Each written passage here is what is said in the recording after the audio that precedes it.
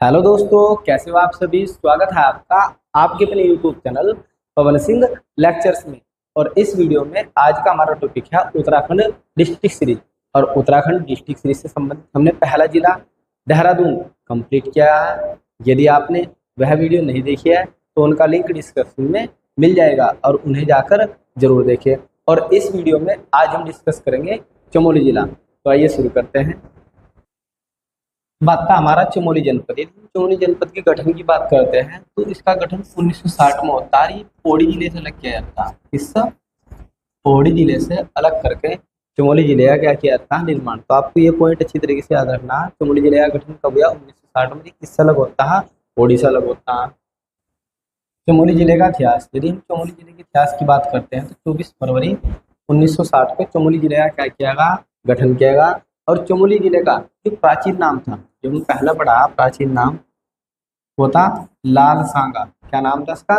प्राचीन नाम। यदि आपसे पूछ ले जा कि चमोली जिले का प्राचीन नाम क्या था तो आपका आंसर हो जाएगा लाल सांगा।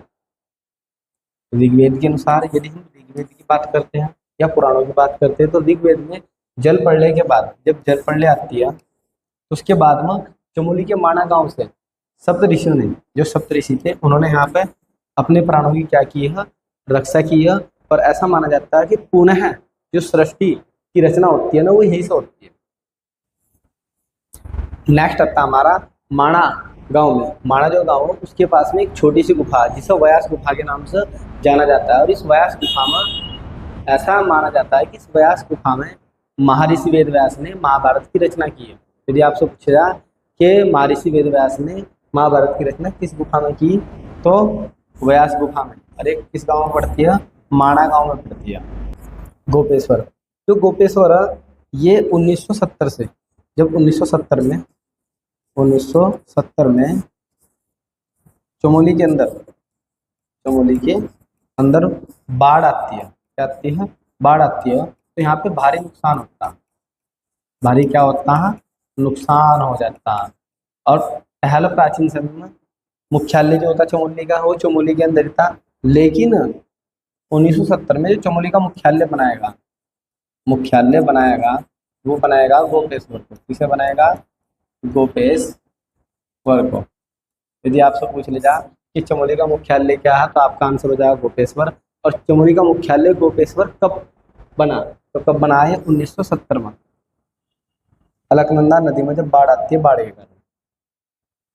गोपेश्वर का जो प्राचीन नाम है वो गोपाला है, गोथाला है और गोस्थल है। ये जो नाम है पीसीएसआई एग्जाम में कई बार पूछ ले गए हैं, तो अच्छी तरीके से याद रखने हैं। आप लोगों से पूछ लिया गोपेश्वर का प्राचीन नाम है तो कोई सा एक आप लोगों में से मिल जाएगा।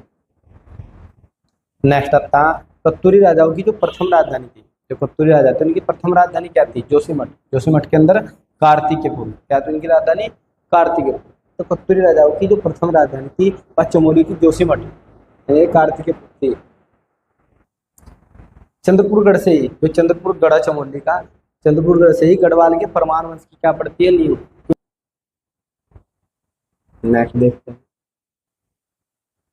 नेक्स्ट आता है चमोली जनपद का प्रशासनिक ढांचा। यदि प्रशासनिक ढांचे की बात करते हैं, प्रशासनिक ढांचे में आता है भाई इसकी जनसंख्या कितनी है? जनसंख्या इसके अंदर 3,91,605 व्यक्ति इसके अंतर्गत रहते हैं। चमोली जिले की जनसंख्या। यदि जनसंख्या घनत्व की बात करते हैं तो कितना है? 49। जनसंख्या घनत्व में दूसरे नंबर पर आता है, दूसरा स्थान है इसका।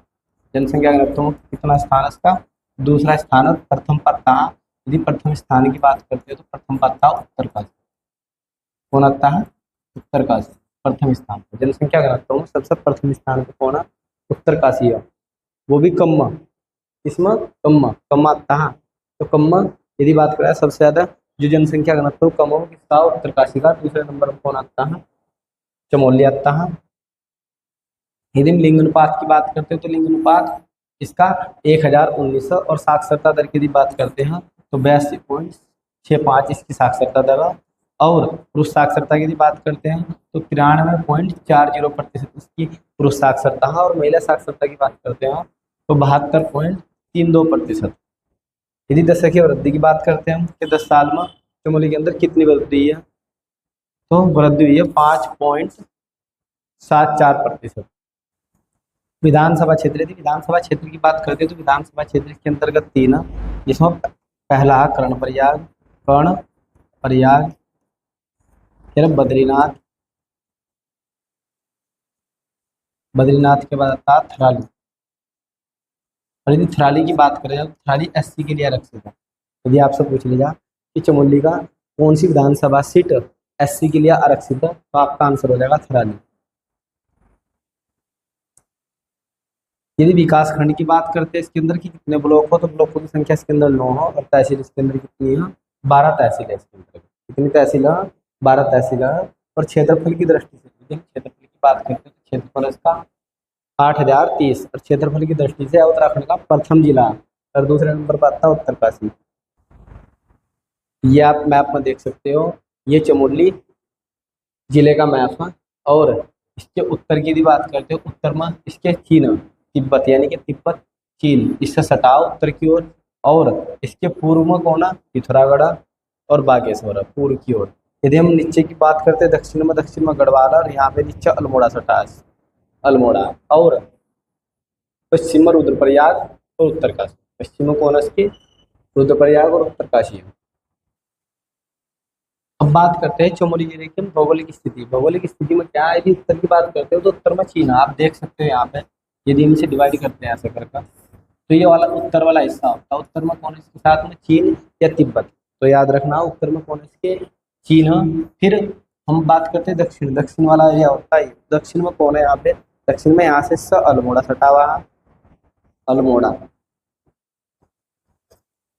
और कौन है यहाँ पे पौड़ी गढ़वाल। कौन है यहाँ पे पौड़ी गढ़वाल। तो दो जो जिले हैं उत्तराखंड के अल्मोड़ा और पौड़ी गढ़वाल वे दक्षिण में हैं। यदि हम बात करते हैं पूर्व की पूर्व वाला हिस्सा ये वाला है पूर्व। तो पूर्व में कौन है यहाँ पर पिथौरागढ़। पूर्व में कौन है पिथौरागढ़ और दूसरा है यहाँ पे बागेश्वर। पिथौरागढ़ और बागेश्वर इसके पूर्व में स्थित है। अब आता है पश्चिम में। पश्चिम में देख लेते हैं पश्चिम में इसके यहाँ पे रुद्रप्रयाग स्थित है ये वाला और उत्तरकाशी। तो पश्चिम में उत्तरकाशी और रुद्रप्रयाग स्थित है।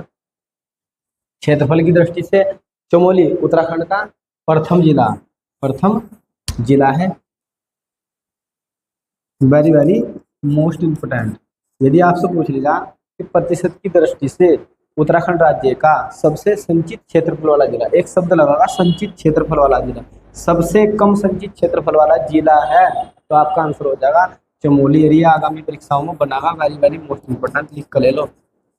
जिस दिन आगा ना उस दिन बच्चे गलत करेंगे एकदम से। नेक्स्ट पॉइंट है यहाँ पे चमोली राज्य का सर्वाधिक, चमोली राज्य ये सर्वाधिक ऊसर भूमि, ऐसी भूमि ऊसर भूमि वाला जनपद है। इसके अंदर जो ज्यादातर भूमि है लगभग वो ऊसर है। ऊसर का मतलब होता है ऐसी भूमि जिसमें लवण की मात्रा सर्वाधिक होती है, खासकर सोडियम की। किसकी मात्रा सोडियम। एक बार फिर से ऊसर भूमि वह भूमि होती है जिसमें लवणों की मात्रा सर्वाधिक होती है, खासकर सोडियम की। इसकी मात्रा सोडियम की, जिस कारण जो भूमि होती है ना वह अधिक उपजाऊ नहीं होती। जिस कारण जो भूमि है वो अधिक उपजाऊ नहीं रहती। कभी कभी सोडियम की अधिकता के कारण जो भूमि होती है ना बंजर हो जाती है। क्या हो जाती है बंजर। तो ध्यान रखना तो जो चमोली की भूमि है वह अधिक उपजाऊ नहीं है क्योंकि इसकी सोडियम की मात्रा मिलती है इसमें सबसे ज्यादा। नेक्स्ट देखते हैं। नेक्स्ट आता है प्रमुख पर्यटक स्थल। ये प्रमुख पर्यटक स्थल कौन से हैं। सबसे पहला आता है गोपेश्वर। गोपेश्वर 1970 में चमोली जिले का क्या बनाया जाता है मुख्यालय बनाया जाता है और यह एक पर्यटक स्थल है। और गोपेश्वर के अंदर वेतरणी कुंड आप लोगों से पूछ ले जाएगा वेतरणी कुंड कहाँ स्थित है तो आपका आंसर हो जाएगा गोपेश्वर के चमोली में स्थित है।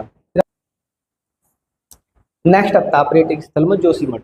लोग बाग जोशीमठ में सर्वाधिक घूमने के लिए आते हैं क्योंकि जोशीमठ है ना वहाँ पे एक बहुत ज्यादा प्रसिद्ध स्थान है जोशीमठ के पास में ओली। क्या है ओली। और ये स्काइंग के लिए बहुत ज्यादा प्रसिद्ध है। यहाँ पे बहुत ज्यादा बर्फबारी होती है। जोशीमठ कत्यूरी राजाओं की राजधानी है जिसका पुराना जो नाम है वो क्या था कार्तिकपुर। जोशीमठ को जो जोशीमठ है उसे शिव का ज्योतिर्लिंग स्थल भी कहा जाता है। नेक्स्ट आता है जोशीमठ।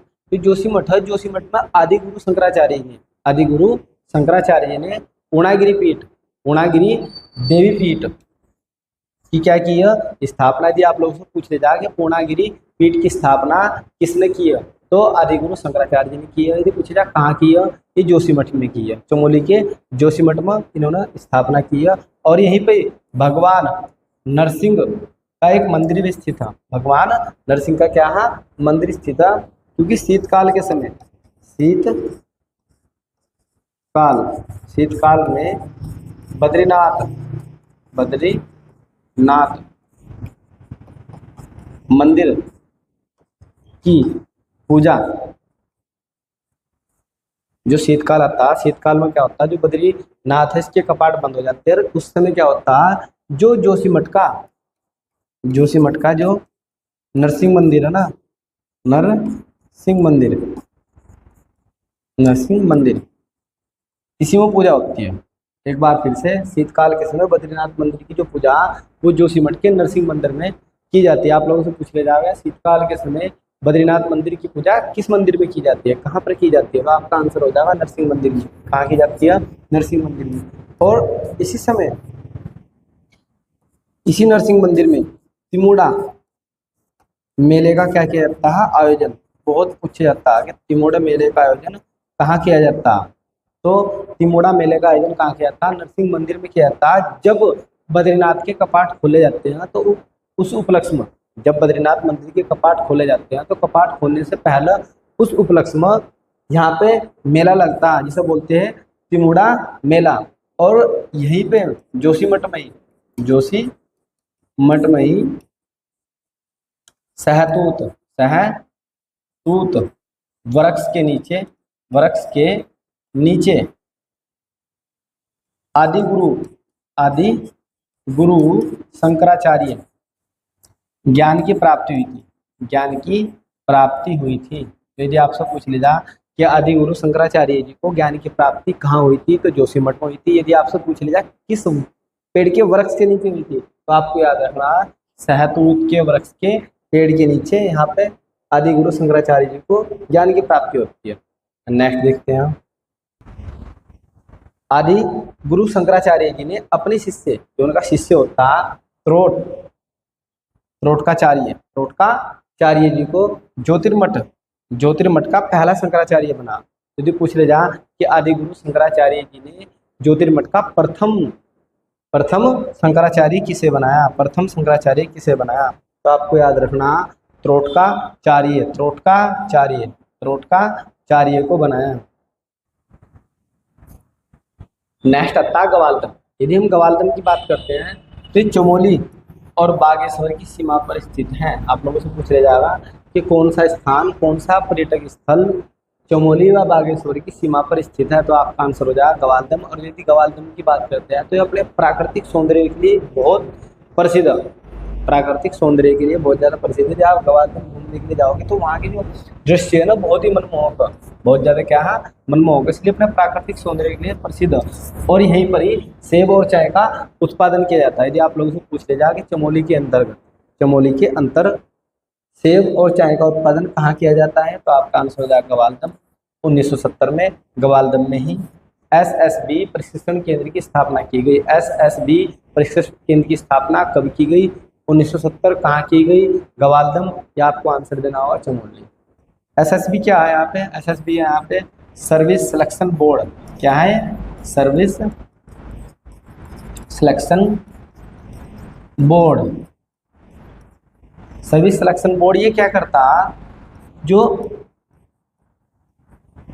सशस्त्र बल होते हैं और उनके अधिकारियों की नियुक्ति करता, ठीक है, क्या करता है, नियुक्ति। जो भी यानी कि सेना में भर्ती होते हैं पदाधिकारी, उनकी नियुक्ति करता है। और ये भारत के रक्षा मंत्रालय के अधीन आता, रक्षा मंत्रालय के अधीन आता। तो ध्यान रखना SSB किसके अधीन होगा, भारत का जो रक्षा मंत्रालय उसके अधीन सर्विस सिलेक्शन बोर्ड, इसका पूरा नाम।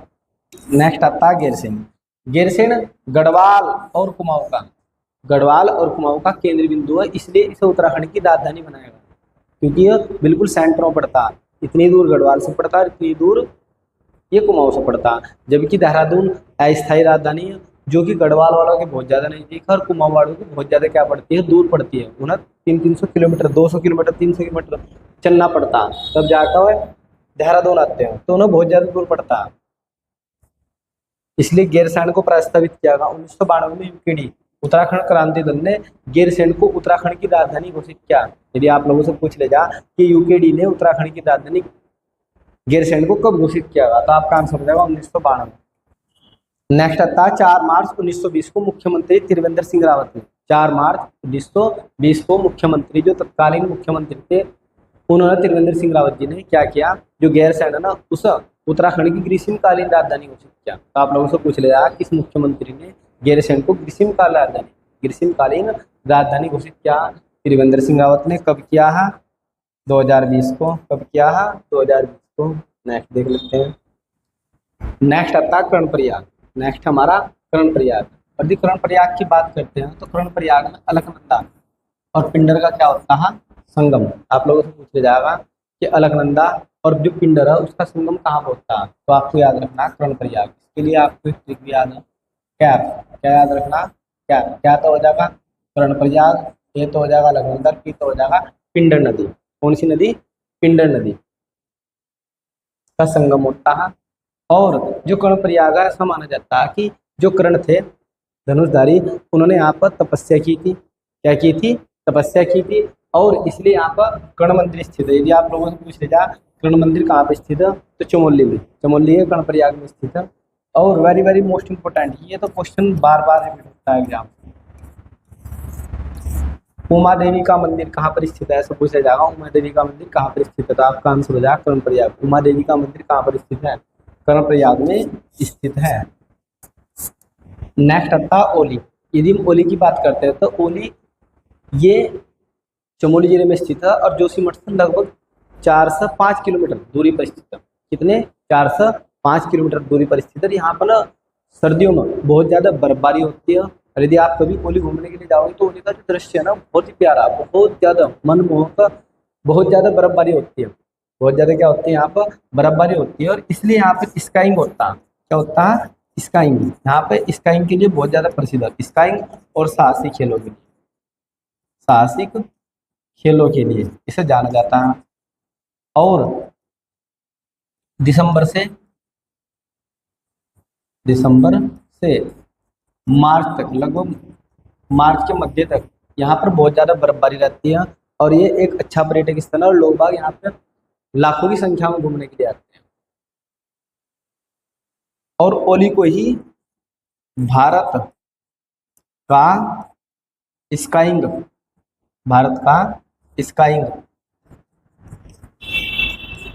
सुवर्ग कहा जाता है।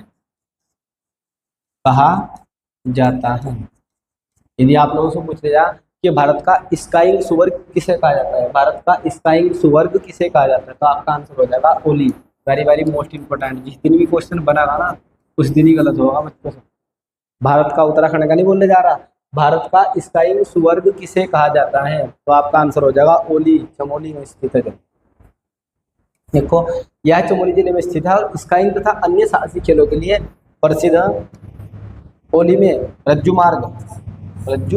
मार्ग परियोजना की शुरुआत 1983 में की गई। आप लोगों से पूछ लिया जाएगा कि ओली में रज्जू मार्ग परियोजना की शुरुआत कब की गई? 1983 में। किसने की? इंदिरा गांधी ने, जो उस समय तत्कालीन प्रधानमंत्री थे, इंदिरा गांधी जी। इन्होंने किया, इंदिरा गांधी ने। और यदि इस परियोजना की लंबाई की बात करते हैं तो 4.15 किलोमीटर के आसपास ये परियोजना थी।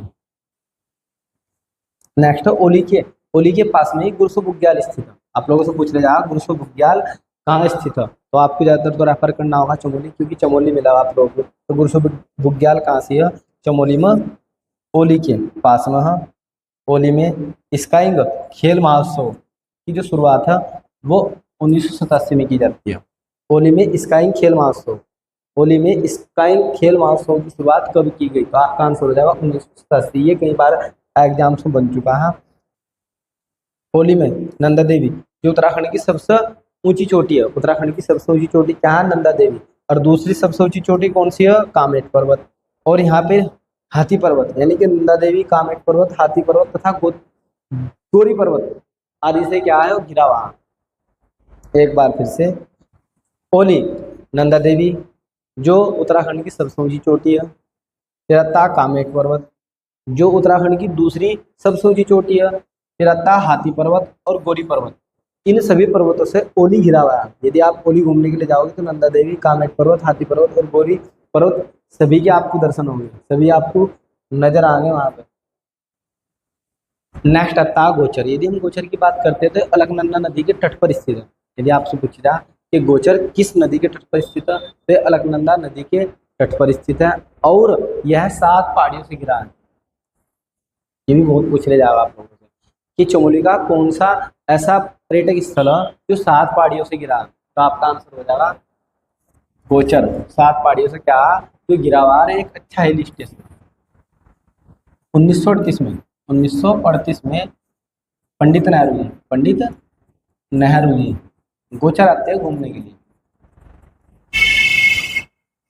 1938 में पंडित नेहरू जी गोचर आते हैं यहाँ पे, और गोचर में इन्हीं के जन्म दिवस पर, क्योंकि इनका जन्म दिवस कब मनाया जाता है? 14 नवंबर, चिल्ड्रंस डे के रूप में। तो 14 नवंबर 1943 में गोचर मेले की क्या की गई? शुरुआत की गई। इसके द्वारा जो उस समय के डिप्टी कमिश्नर थे जिनका नाम था बर्नेडी द्वारा 1943 में गोचर मेले की शुरुआत की गई। आप लोगों से पूछ लिया जाएगा गोचर मेले की शुरुआत कब की गई, तो आपका आंसर हो जाएगा 1943 में। गोचर मेले की शुरुआत कब की गई? 1943 में की गई। किसके द्वारा की गई? डिप्टी कमिश्नर बर्नेडी द्वारा ये की गई। और ये कब लगता है? 14 नवंबर को। 2019 में गोचर को स्वच्छ गंगा टाउन का पुरस्कार दिया। आप लोगों से पूछ लिया जाएगा स्वच्छ गंगा टाउन का पुरस्कार किसे मिला है, तो आपका आंसर हो जाएगा गोचर। कब मिला है? 2019। नेक्स्ट पॉइंट आता है चमोली जनपद की प्रमुख मंदिर। चमोली जनपद के प्रमुख मंदिर, जिन मंदिरों की हम बात करते हैं, सबसे पहला आता है बद्रीनाथ। और बद्रीनाथ मंदिर को विशाल बद्री के नाम से भी जाना जाता है। और यह उत्तराखंड के 4 धामों में से एक धाम है। यह उत्तराखंड के 4 धामों में से क्या है? एक धाम है, जिसे विशाल बद्री भी कहते हैं।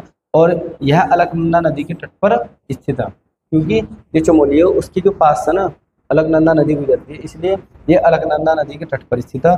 और भी पुराणों में बद्रीनाथ को योग सिद्ध, मुक्तिप्रदा, बद्रिकाश्रम, विशाल बद्री आदि नामों से पुकारा गया है इसके अंतर्गत पुराणों में। नेक्स्ट देखते हैं बद्रीनाथ मंदिर नर एवं Narayan, very very most important, नर एवं नारायण पर्वतों के मध्य स्थित है। आप लोगों से पूछ ले जाएगा कौन सा मंदिर नर और नारायण पर्वतों के मध्य स्थित है, तो आपका आंसर हो जाएगा बद्रीनाथ मंदिर। यदि आपसे पूछ जाए बद्रीनाथ मंदिर किन पर्वतों के मध्य स्थित है, तो नर और नारायण दोनों ही तरीके से प्रश्न आ सकता है। आदिगुरु शंकराचार्य जी, जो आदिगुरु शंकराचार्य थे, उन्होंने नारद कुंड से, वेरी वेरी मोस्ट इम्पोर्टेंट, उन्होंने नारद कुंड से बद्रीनाथ मंदिर की मुख्य प्रतिमा, जो प्रतिमा बद्रीनाथ मंदिर के अंदर लगी हुई है, उस प्रतिमा को नारद कुंड से निकाला। कहाँ से निकाला? नारद कुंड से निकालकर यहाँ पर स्थापित किया और बद्रीनाथ मंदिर की क्या किया? स्थापना की है। तो ध्यान रखना बद्रीनाथ मंदिर की स्थापना किसने की है? बद्रीनाथ मंदिर की स्थापना किसने की है? आप लोगों के आदि गुरु शंकराचार्य जी ने इस मठ की निर्माण किया। बद्रीनाथ मंदिर के 3 भाग, पहला गर्भगृह, फिर मंडप और तीसरा सिंह द्वार। यदि हम गर्भगृह की बात करते हैं तो इसके अंदर भगवान विष्णु की शिलाग्राम का मतलब पत्थर से निर्मित मूर्ति है, और यह शंकुधारी शैली में स्थित है। वेरी वेरी मोस्ट इम्पोर्टेंट, ये आप लोगों से क्वेश्चन जरूर बना कि जो मंदिर है बद्रीनाथ मंदिर कौन सी शैली में बना? बद्रीनाथ मंदिर कौन सी शैली में बना? तो कौन सी शैली में बना? शंकुधारी शैली। शंकुधारी शैली का मतलब है ऐसे, ये जो मंदिर आप लोगों को ऐसी शैली में दिखाई देंगे, यानी कि जिनका टॉप ऐसा होगा, वे शंकुधारी शैली में कहलाएंगे। कौन सी में कहलाएंगे? शंकुधारी शैली में कहलाएंगे। यदि आपको टॉप ऐसा दिखाई दे रहा तो कौन सी शैली से निर्मित है? शंकुधारी शैली से निर्मित है। नेक्स्ट आता आदि बद्री। आदि बद्री कर्णप्रयाग के निकट स्थित है। आदि बद्री है जो ये कर्णप्रयाग के निकट स्थित है, और यहाँ पर ही 16 छोटे छोटे मंदिरों का क्या है? समूह था। नोठा केथिंग उत्सव चमोली के आदि बद्री धाम पर मनाया जाता है। वेरी वेरी मोस्ट इंपोर्टेंट, ये आप लोगों से यहाँ से क्वेश्चन बनाना, जो क्वेश्चन आने लगा आप लोगों से पूछ ले जाएगा, नोठा केथिंग उत्सव किस मंदिर में मनाया जाता है? तो किस में मनाया जाता है? ये आदि बद्री मंदिर में मनाया जाता है। और नोथा केथिंग उत्सव को ना हिमालय उत्सव के नाम से भी जाना जाता है, हिमालय उत्सव के नाम से भी जाना जाता है। तो आप लोगों से पूछ ले जाएगा, निम्नलिखित में से किसे हिमालय उत्सव के नाम से जाना जाता है? तो आपका आंसर हो जाएगा नोथा केथिंग। ये मनाया कहा जाता है? आदि बद्री मंदिर में मनाया जाता है। और पाषाण युद्ध के लिए बहुत ज्यादा क्या है? प्रसिद्ध है। नेक्स्ट आता है भविष्य बद्री। जितने भी उत्तराखंड के बद्री है, पंचबद्री, वे सारे के सारे चमोली जिले में क्या है? स्थित है। और इनमें भगवान विष्णु की क्या होती है? पूजा होती है। ये ध्यान रखना अच्छी तरीके से, भगवान विष्णु की यहाँ पर पूजा होती है। और इसके भविष्य बद्री के अंतर्गत आदि आकृति की मूर्ति नजर आती है। आदि आकृति की आती है मूर्ति नजर आती है भविष्य बद्री मंदिर में। और यह मंदिर जोशीमठ से लगभग 17 किलोमीटर दूर तपोवन से कुछ आगे एक गांव के अंदर क्या है? स्थित है। नेक्स्ट है योगध्यान बद्री। यह मंदिर जोशीमठ से लगभग 24 किलोमीटर दूर, यह मंदिर जोशीमठ से लगभग 24 किलोमीटर दूर पांडुकेश्वर में स्थित है। ऐसा माना जाता है कि जो पांडव के जो पिता थे, पांडु, उन्होंने अपनी पत्नी, 2 पत्नियों के साथ यहाँ पर क्या की है? तपस्या की है। इसलिए इस स्थान को पांडुकेश्वर के नाम से जाना जाता है। यहाँ पर पांडव के पिता महाराजा पांडु ने क्या की है? तपस्या की है अपनी पत्नियों के साथ। व्रत बद्री। यह मंदिर जोशीमठ से लगभग 7 किलोमीटर दूर अनीमठ नामक स्थान पर स्थित है। और ऐसा माना जाता है कि भगवान विष्णु ने नारद मुनि को वरद रूप में इस स्थान पर, जो भगवान विष्णु है उन्होंने नारद मुनि को वरद रूप में क्या दिए थे? दर्शन दिए थे। इसलिए इस व्रत बद्री के नाम से जाना जाता है। नेक्स्ट आता है रुद्रनाथ मंदिर। जो रुद्रनाथ मंदिर है ये 5 केदारों में से एक केदार है, ठीक है, और चौथे नंबर का केदार है, ठीक है। कौन सा पत्ता है? चौथे पर। फिर आता है 5वें पर कल्पेश्वर, और ये अंतिम केदार है। क्योंकि आप लोगों ने पढ़ा होगा 5 बद्री और 5 ही क्या है? केदार है। तो 5 केदारों में से 2 केदार ये कहाँ पड़ते हैं? चमोली में पड़ते हैं। और रुद्रनाथ मंदिर के अंदर जो भगवान शिव होता, जो भगवान क्या है? शिव, उसके रुद्र रूप की क्या की जाती है? पूजा। रुद्र मुख की क्या की जाती है? पूजा की जाती है। और शीतकाल में रुद्रनाथ मंदिर के पूजा स्थल गोपेश्वर का गोपीनाथ मंदिर है। कौन सा? गोपेश्वर का गोपीनाथ मंदिर में इसकी पूजा की जाती है जब शीतकाल होता है, क्योंकि शीतकाल में इसके कपाट बंद हो जाते हैं बर्फबारी पड़ने के कारण। फिर आता है कल्पेश्वर मंदिर। इस मंदिर में भगवान शिव की जटाओं की पूजा की जाती है। कल्पेश्वर मंदिर भगवान शिव की किसकी पूजा की जाती है भाई? जटाओं की पूजा की जाती है। और इस मंदिर में कि जो कपाट है वो वर्ष भर खुले रहते हैं। वेरी वेरी मोस्ट इंपोर्टेंट, आप लोगों से पूछ ले जाएगा कौन सा ऐसा मंदिर है 5 केदार में, कौन सा केदार है जिसके कपाट वर्ष भर खुले रहते हैं? तो आपका आंसर हो जाएगा कल्पेश्वर, इसके कपाट खुले रहते हैं। फिर आता है लाटू देवता मंदिर। लाटू देवता की जो पूजा है पुजारी द्वारा आंख पर पट्टी बांध कर की जाती है।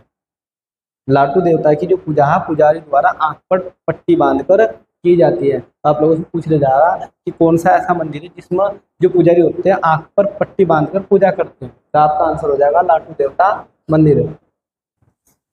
नेक्स्ट हमारा कुछ अन्य महत्वपूर्ण मंदिर में आता है सबसे पहला अनसुईया देवी मंदिर। आप लोगों से डायरेक्ट सीधा ही पूछ ले जाएगा कि अनसुईया देवी का मंदिर कहाँ पर स्थित है? तो आपका आंसर हो जाएगा चमोली में। फिर आता है गोपीनाथ मंदिर कहाँ पर स्थित है? ये आप लोगों का चमोली में स्थित है। और क्या तो गोपीनाथ और चमोली के गोपेश्वर में स्थित है। गोपेश्वर कहाँ पे स्थित है? चमोली के गोपेश्वर में स्थित है। फिर आता है नरसिंह मंदिर। जो नरसिंह मंदिर है ये चमोली में स्थित है, चमोली के जोशीमठ में स्थित है। इसमें जोशीमठ में स्थित है। अच्छी तरीके से याद रखना, नरसिंह मंदिर चमोली में स्थित है, चमोली की जोशीमठ में। तिरत्ता कर्ण मंदिर, जो कर्ण मंदिर है ये चमोली में स्थित है और चमोली के कर्ण प्रयाग में स्थित है। तिरत्ता उमा देवी मंदिर, उमा देवी मंदिर कहाँ स्थित है?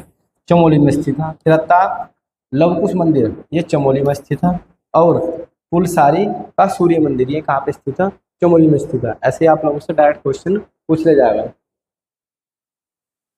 आज की वीडियो में इतना ही। यदि आपको हमारी यह वीडियो पसंद आई हो तो आप हमारे YouTube channel Pawan Singh lectures को जरूर सब्सक्राइब करें, लाइक करें, कमेंट करें और शेयर करें। Thanks for watching this video.